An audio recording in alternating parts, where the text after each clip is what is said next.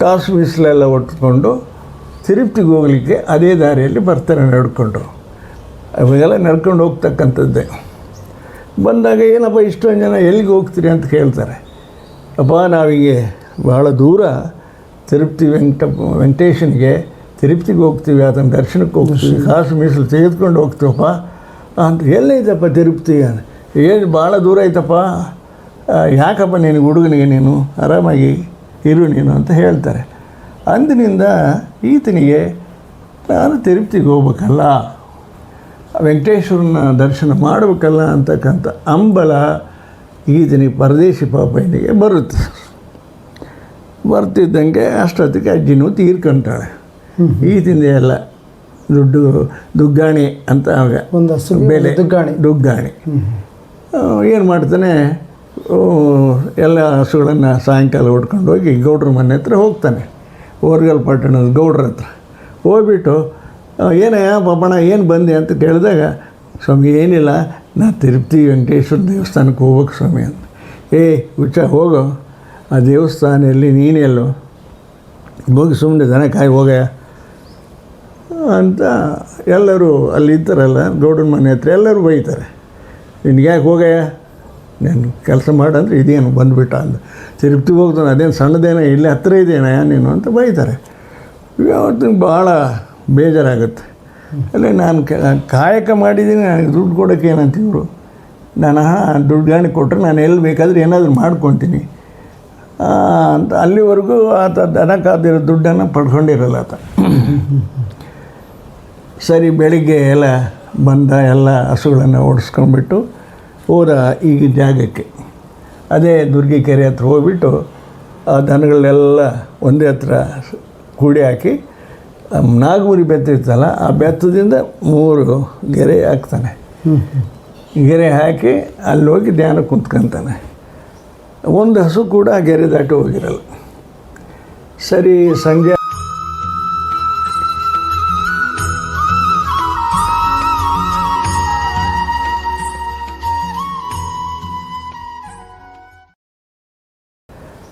ಒಂದು ಹಸು ಕೂಡ ಆ ಗೆರೆ ದಾಟಿ ಹೋಗಿರಲ್ಲ. ಸರಿ, ಸಂಜೆ ಆಯಿತು, ದನ ಬರಲಿಲ್ಲ. ಎಲ್ಲೋದಪ್ಪ ಇವನು ಪಾಪ, ಎಲ್ಲೋಗಿದ್ದಾನೆ, ದನಗಳಿಗೆ ಬರಲಿಲ್ಲಲ್ಲ ಅಂತ. ಆವಾಗ ಎಲ್ಲ 6-7 ಗಂಟೆಗೆ ರಾತ್ರಿ ಹೊತ್ತಿನಾಗೆ ಎಲ್ಲರೂ ಕರ್ಕೊಂಬಂದು ಬರ್ತಾರೆ. ಬರ್ರಪ್ಪ, ಏನು ಎಲ್ಲೋಗೋನು ಇವನು ಅಂತ. ಅಲ್ಲಿ ಆ ಗೆರೆ ದಾಟಕ್ಕೆ ಹೋಗ್ತಾರೆ, ಬೆಂಕಿ ಎತ್ಕೊಂಡ್ಬಿಡುತ್ತೆ. ಅಲ್ಲಿಗೆ ಹೋಗಲಿಕ್ಕೆ, ದನಗಳ ಹತ್ರ ಹೋಗ್ಲಿಕ್ಕೆ ಅವಕಾಶ ಆಗಲ್ಲ. ಏನಪ್ಪ ಇದು ಹಿಂಗೆ, ಇದೇನೋ ಶಕ್ತಿವಂತನಾಗಿದ್ದಾನಲ್ಲಪ್ಪ ಅಂತ. ಆವಾಗ ಪಾಪ ನಮ್ಮ ಸೊಪ್ಪಾಗ್ಬಿಡ್ತಪ್ಪ, ನೀನು ದುಡ್ಡು ಕೇಳಿದೆ, ದುಗ್ಗಾಣಿ ಕೇಳಿದೆ, ತಿರುಪ್ತಿಗೆ ಹೋಗ್ತೀನಂತೆ. ಆಯ್ತಪ್ಪ, ಬೆಳಿಗ್ಗೆ ನಮ್ಮವೇನೇನು ಬಾಕಿ ಇದ್ದಾವೆ ಅವೆಲ್ಲ ದುಡ್ಡನ್ನು ನೀನು ಕೊಟ್ಬಿಡ್ತಪ್ಪ, ನೀನು ಹೋಗಿ ಬರ್ಬೋದು ಅಂತ ಆತನಿಗೆ ಹೇಳಿದ ಮೇಲೆ ಆವಾಗ ಆತ ಆ ಶಕ್ತಿಯನ್ನೆಲ್ಲ ವಾಪಸ್ ಪಡ್ಕೊಂಡು ಆ ದನಗಳೆಲ್ಲ ಹೊಡ್ಕೊಂಡು ಓರ್ಗಲ್ ಪಟ್ಟಣಕ್ಕೆ ಬರ್ತಾನೆ. ಓರ್ಗಲ್ ಪಟ್ಟಣಕ್ಕೆ ಬಂದ ಮೇಲೆ ಬೆಳಿಗ್ಗೆ ಎದ್ದೆಲ್ಲ ದುಗ್ಗಾಣಿಗಳು ಕೊಡ್ತಾರಲ್ಲ ಇದನಿಗೆ. ಆ ದುಗ್ಗಾಣಿಗಳೆಲ್ಲ ತಗೊಂಡು ಸೋಮಲ ಬಂಡೆ ಮೇಲೆ ಹೋಗ್ತಾನೆ. ಸೋಮಲ ಬಂಡೆ ಸಮೀಪ, ನಮ್ಮ ಚಳ್ಳಕೆರೆ ಸಮೀಪದಲ್ಲಿ ಇರ್ತಕ್ಕಂಥ ಇನ್ನೊಂದು ಸಣ್ಣ ಗುಡ್ಡ. ಆ ಸೋಮನ ಬಂಡೆ ಮೇಲೆ ಹೋಗಿ ಈತ ತೂರ್ತಾನೆ.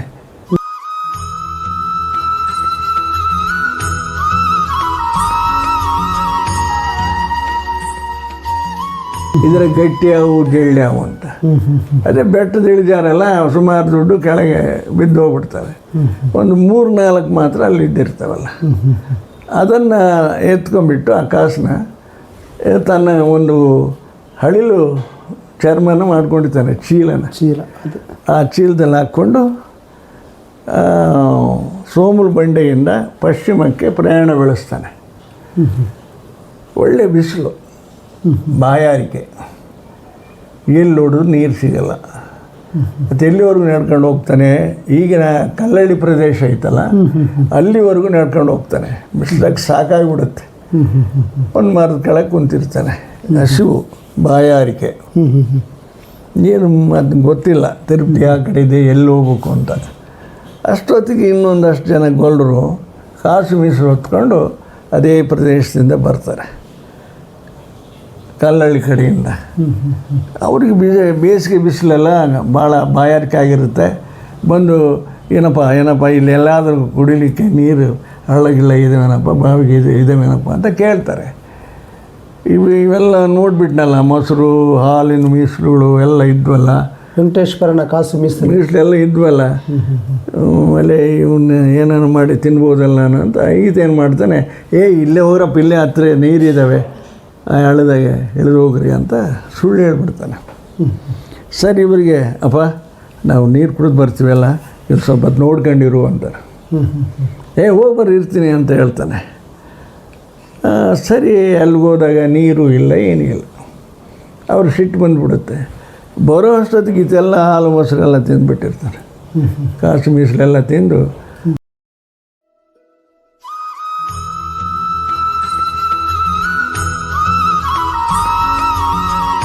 ಬಾಯಿಗೆ ಹಂಗೆ ಇರುತ್ತೆ ಹಾಲು ಮೊಸರೆಲ್ಲ. ಅಯ್ಯೋ ನಮ್ಮದು ನಿಷ್ಠನೇ ಹಾಳಾಗಿ ಹೋಗ್ಬಿಡ್ತಲ್ಲಪ್ಪ, ಮೀಸಲು ಅನ್ಯಾಯ ಮಾಡಿಬಿಟ್ಟು ಇವನೆಂತ ನೀವು ಅಂತಂದು ಎಲ್ಲರೂ ಸಿಟ್ಟು ಬಂದು ಹೊಡೆದು ಬಿಡ್ತಾರೆ. ಹೊಡೆದ್ಬಿಟ್ಟು ಆ ಒಳಗೆ ಈತ ಪ್ರಜ್ಞೆ ತಪ್ಪಿದಾಗ ಇವ್ನು ಸತ್ತೋಗ್ಬಿಟ್ಟ ಕಣಪ್ಪ, ಏನೇನೋ ಮಾಡ್ಬೇಕಂತ ಅಲ್ಲಿ ಕಲ್ಲು ಬಣವೆ ಹಾಕ್ತಾರೆ ಆತನಿಗೆ.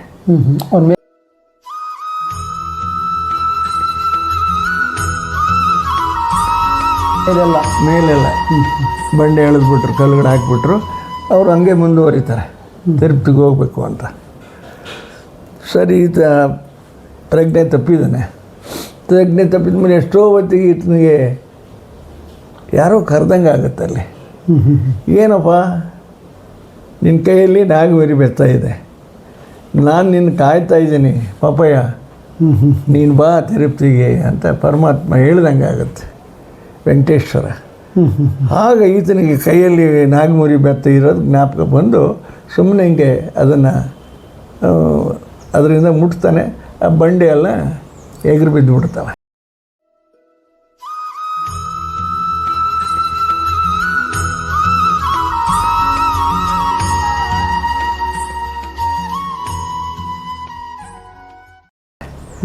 ಆ ಪ್ರದೇಶನ ಈಗ ಕಲ್ಲಿನ ಹಳ್ಳಿ ಅಂತ ಕರೆದ್ರು. ಅಲ್ಲಿಂದ ಆ ನಾಗಮರಿ ಬೆತ್ತ ಈತನ ದಾರಿ ತೋರಿಸ್ಕೊಂಡು ಮತ್ತು ಪೂರ್ವಕ್ಕೆ ಬರುತ್ತೆ, ತಿರುಪತಿ ಕಡೆ ಹೋಗ್ಬೇಕಲ್ಲ. ಹಂಗೆ ಬರ್ತಾ ಇರಬೇಕಾದ್ರೆ ಅಲ್ಲೊಂದು ಕುಂಟು ಕುದುರೆ ಇರುತ್ತೆ. ಅದನ್ನು ನಾಗಮರಿ ಬೆತ್ತದಿಂದ ಆ ಕುದುರೆನ ಸರಿ ಮಾಡಿಕೊಂಡು ಆ ಕುದುರೆ ಮೇಲೆ ಈತ ತಿರುಪತಿಗೆ ಹೊಂಟ. ಇವ್ರು ನಡ್ಕೊಂಡು ಹೋಗ್ತಿದ್ರಲ್ಲ ಪಾದಯಾತ್ರೆನ, ಅವ್ರ ಮುಂದೆ ಹೋಗೋದು ಮತ್ತು ಹಿಂದಕ್ಕೆ ಬರೋದು ಕುದುರೆ ಮೇಲೆ. ಅಲ್ಲೇ ಇವನ್ನೆಲ್ಲ ನೋಡಿದ್ವಲ್ಲ ನಾವು, ಸಾಯಂಗೆ ಹೊಡೆದಾಕಿದ್ವಲ್ಲಪ್ಪ, ಎಲ್ಲೂ ಇವನು ತಿರುಗಿ ಬಂದಿದ್ದಾನಲ್ಲಪ್ಪ, ಇವನು ಯಾರಪ್ಪ, ಇವನು ಯಾರು ಶಕ್ತಿವಂತ ಇರಬೇಕು ಅಂತ. ಅವ್ರು ಇನ್ನೇನು ಏನಪ್ಪ ಹಿಂಗೆ ಅಂತ, ಏನು ಮಾಡೋಣಪ್ಪ, ನನಗೂ ಹಸಿವಾಗಿತ್ತು, ಹಿಂಗಾಯಿತು ಬಿಡ್ರಿ, ನಾನು ತಿರುಪ್ತಿಗೆ ಬರ್ತೀನಿ ಅಂತ. ಸರಿ ಮತ್ತು ಎಲ್ಲರ ಜೊತೆಗೆ ಹೋಗೋಣ ಅಂತ.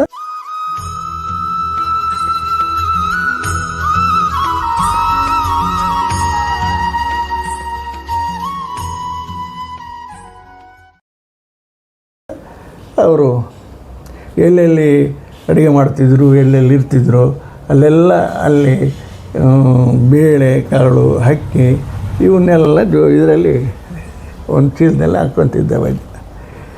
ಹೀಗಾಗಿ ಟೈಮ್ ಇನ್ನು ತಿರುಪತಿ ಹತ್ರ ಎಲ್ಲ ಹೊರಟು ಸಮೀಪ ನಡ್ಕೊಂಡು ಪಾದಯಾತ್ರೆ ಮಾಡ್ಕೊಂಡು ಸೀದಾ ತಿರುಪತಿ ಹತ್ರ ಹೋದರು. ತಿರುಪತಿ ಹತ್ರ ಹೋದ್ಮೇಲೆ ಮತ್ತು ಅವರೆಲ್ಲ ಗೋಲ್ಡರು ಮಾಮೂಲು ಏನಾಯಿತು, ಅವರು ತಲೆ ಕೂದಲು ಕೊಡೋರು, ಮುಡುಪು ಕೊಟ್ಟರು. ಆಮೇಲೆ ದರ್ಶನಕ್ಕೆ ಹೋದರು. ಪಾಪಣ ಬರಲ್ಲೇನಪ್ಪ ನೀನು ದರ್ಶನಕ್ಕೆ ಅಂದರೆ, ಇಲ್ಲ ನಾನು ಬರೋಲ್ಲ ದರ್ಶನಕ್ಕೆ. ಯಾಕಪ್ಪ ಅಂದರೆ, ನಾನೇ ಬಂದು ನಿನ್ನ ಸ್ವಾಗತಿಸ್ತನಪ್ಪ ಅಂತ ಹೇಳಿದ್ದಾನೆ, ನಾನು ಅಲ್ಲಿವರೆಗೆ ಬರಲ್ಲ ಅಂತ. ಅಯ್ಯೋ ಹುಚ್ಚ, ಇಲ್ಲ ದೇವ್ರು ಬಂದು ನಿನ್ನ ಕರೀತೇನೆ, ನೀನೇನು ಹುಚ್ಚ ಮಾರಾಯ, ನೀನೆಲ್ಲ ನೀರು ಅಂತಂದು ಅವ್ರು ಅದನ್ನ ಬಿಟ್ಟು ಅವ್ರು ಹೋಗಿ ಅವ್ರ ಧರ್ಮ ದರ್ಶನ ಅವೆಲ್ಲ ಮಾಡಿಬಿಡ್ತಾರೆ. ಸರಿ, ಎಷ್ಟೊತ್ತಾದರೂ ಪರಮಾತ್ಮನಿಗೆ ದೃಷ್ಟಿ ಇಲ್ಲ. ಏನಪ್ಪ ಇದು, ನಾನು ಬಂದು ಕರಿತೀನಿ ಅಂದಲ್ಲಪ್ಪ, ಏನಪ್ಪ ನಿಂದು ಅಂತ ಸುಮಾರು ಗಂಟೆ ಕಾಯ್ತಾನೆ, ಬರದೇ ಇಲ್ಲ ಆತ. ಆಗ ಸಿಟ್ಟು ಬಂದು ಈತ ಒಂದು ದೊಡ್ಡ ಗುಂಡು ತಗೊಂಡು ಅದನ್ಗೆ ಹಾಕ್ಲಿಕ್ಕೆ ಹೋಗ್ತಾನೆ. ಹಾಕಿದಂಥ ಈಗೇನು ಆತ ಪಾಪ ಹಾಕಿದಂಥ ಗುಂಡೆ ಪಾಪನಾಶನ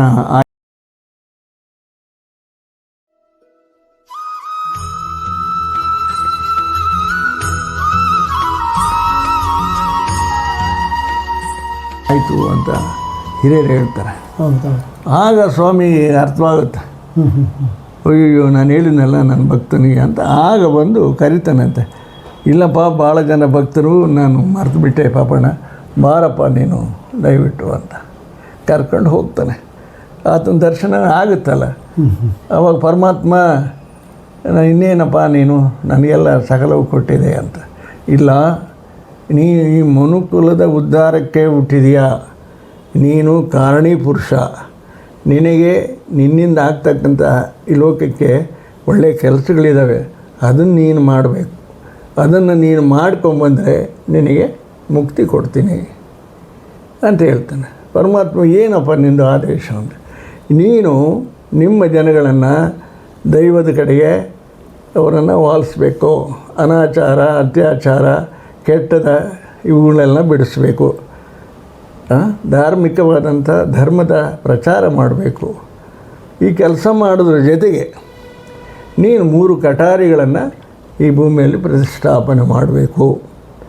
ಆ 3 ಕಟಾರಿಗಳು ಸೂರ್ಯನಂದನ ಕಟಾರಿ, ಮುಕ್ಕಣ್ಣನ ಕಟಾರಿ, ಸಿಡಿಲು ಮಿಂಚಿನ ಕಟಾರಿಗಳನ್ನು ನೀನು ಸ್ಥಾಪನೆ ಮಾಡಿದರೆ ಮತ್ತು ನಿನ್ನೆಲ್ಲ ದೈವಿ ಭಕ್ತಿ ನಿನ್ನ ಭಕ್ತರನ್ನೆಲ್ಲ ಸನ್ಮಾರ್ಗದಲ್ಲಿ ನಡೆಸಿದರೆ ನಿನಗೆ ಮುಕ್ತಿ ಸಿಗುತ್ತೆ.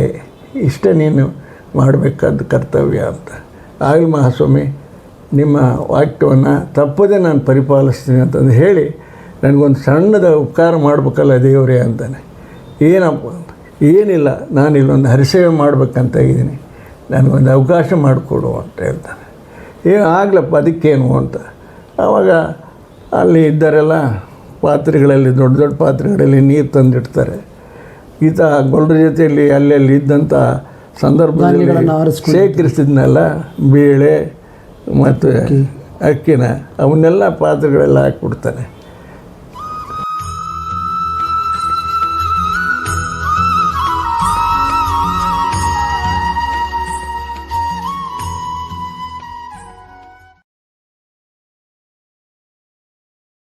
ಬೆಂಕಿ ಹಚ್ಚದೇ ಅವೆಲ್ಲ ಮೃಷ್ಟಾಂಜನ ಆಗಿಬಿಡುತ್ತೆ.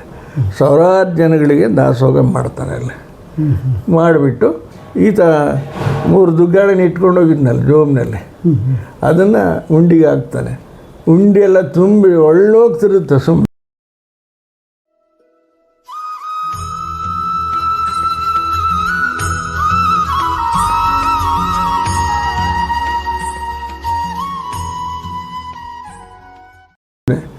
ಎಲ್ಲಿ ಬಂದ ಜನರು ಈತನ ಪವಾಡ ನೋಡಿ ಏನಪ್ಪ ಈತ ಎಂಥ ಭಕ್ತ ಪರಮಾತ್ಮನಿಗೆ ಅಂತ ಕೊಂಡಾಡ್ತಾರೆ.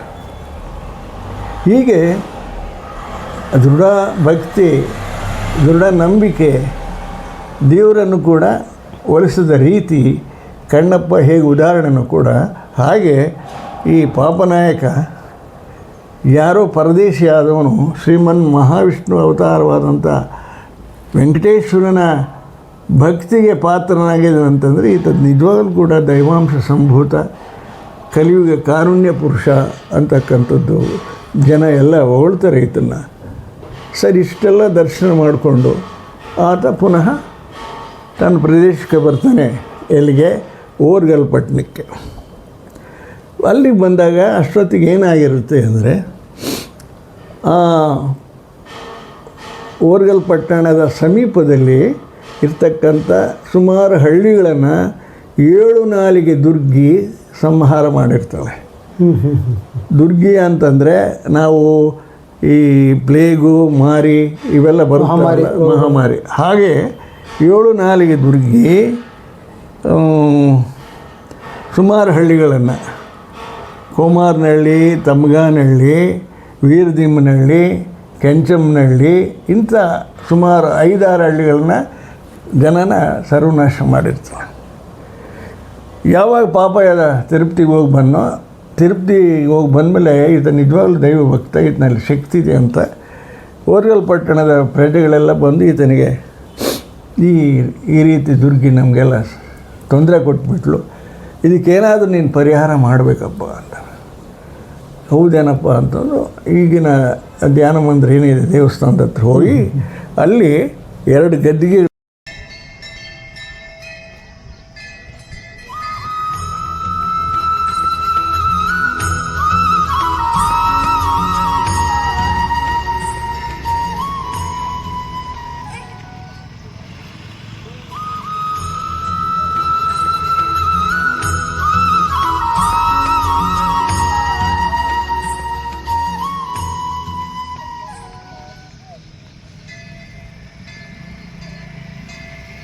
ಸ್ಥಾಪನೆ ಮಾಡ್ತಾನೆ.